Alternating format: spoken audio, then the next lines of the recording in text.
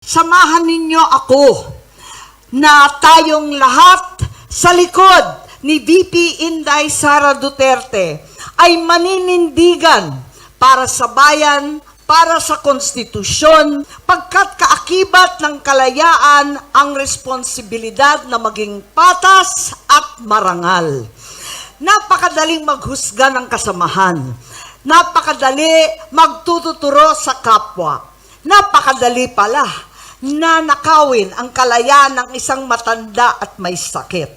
Napakadaling magsuot ng kapangyarihan at gamitin ito sa pansariling kapakinabangan. Pero dahil tayo ay malaya, may ilan dyan nagpapakasasa sa yaman at kapangyarihan. Meron din naman kumikilala sa tama.